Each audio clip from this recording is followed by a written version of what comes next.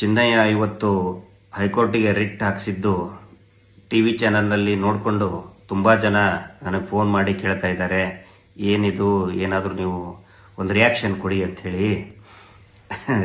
ನಾನು ಹೇಳೋದು ಏನಿದಿಲ್ಲ, ಇದರಲ್ಲಿ ಒಂದು ಗಾದೆ ಇದೆಯಲ್ಲ, ರೋಗಿ ಕೇಳಿದ್ದು ಕೂಡ ಹಾಲು ಅನ್ನ, ಡಾಕ್ಟರ್ ಹೇಳಿದ್ದು ಹಾಲು ಅನ್ನ ಅಂತ ಹೇಳ್ಕೊಂಡು ಆ ಥರ ಆಗಿದೆ.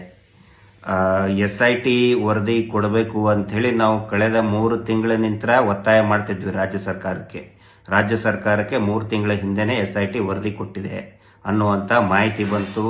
RTIನಲ್ಲಿ ಹಾಕಿದ್ರು ಕೂಡ ಕೊಡ್ತಾ ಇಲ್ಲ. 3 ತಿಂಗಳ ನಂತರ ಗೋಗರಿತಾ ಇದ್ವಿ. ನಾವೇ ನ್ಯಾಯಾಲಯಕ್ಕೆ ಹೋಗಿ ನ್ಯಾಯಾಲಯದ ಕದ ತಟ್ಟಬೇಕು ಅಂತ ನಾವೇ ಆ ಒಂದು ಪ್ರಯತ್ನ ಮಾಡ್ತಾ ಇದ್ವಿ. ನಾವು ಮಾಡುವಂಥ ಕೆಲಸವನ್ನ ಈ ಚಿನ್ನಯ್ಯನ ಮುಖಾಂತರ, ಏನು ಡಿ ಗ್ಯಾಂಗ್ ಇದೆಯಲ್ಲ, ಧರ್ಮಸ್ಥಳದ ಡಿ ಗ್ಯಾಂಗ್, ಅವರು ಚಿನ್ನಯ್ಯನ ಮುಖಾಂತರ ಕಳೆದ ಒಂದು 6-7 ತಿಂಗಳ ನಂತರ ಅವನ್ನ ಸಾಕಿ ಸಲಹುತ್ತಾ ಇದ್ದಾರಲ್ಲ, ಅವ್ರದೇ ಲಾಜಲ್ಲಿ ಇಟ್ಕೊಂಡು, ಅವ್ರದೇ ತೋಟದಲ್ಲಿ ಇಟ್ಕೊಂಡು ಕೆಲಸ ಮಾಡಿಸಿ ಪಾಪ ಅವನಿಗೆ ಅವನ ಮುಖಾಂತರ ಏನು ಇದು ರಿಟ್ ಅರ್ಜಿ ಹಾಕಿಸಿ ವರದಿಯನ್ನು ಕೇಳಿದ್ದಾರೆ, SIT ವರದಿಯನ್ನು ಕೇಳಿದ್ದಾರೆ.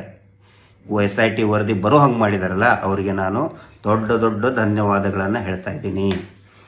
ನಾವು ಮಾಡಬೇಕಾಗಿರೋ ಕೆಲಸಗಳನ್ನು ನೀವು ಮಾಡಿಕೊಡ್ತಾ ಇದ್ದೀರಿ. ತುಂಬ ಒಳ್ಳೆಯ ಕೆಲಸ. SIT ವರದಿ ಬರಲಿ. ಆನಂತರ ಇದರಲ್ಲಿ ದೊಡ್ಡದಾಗಿ ಹೇಳ್ತಾ ಇದ್ದಾರೆ 200 ಕೋಟಿ ಪ್ರಾಜೆಕ್ಟು. ಆಮೇಲೆ ಚಿತ್ರದುರ್ಗದಲ್ಲಿ ಇರೋ ಪಾಪ ರಮಾ ನಾಗರಾಜ್ ಮೇಡಮ್ ಅವರು ಅತ್ಯಂತ ಹಿರಿಯ ಸಾಮಾಜಿಕ ಮಹಿಳಾ ಹೋರಾಟಗಾರ್ತಿಯವರು.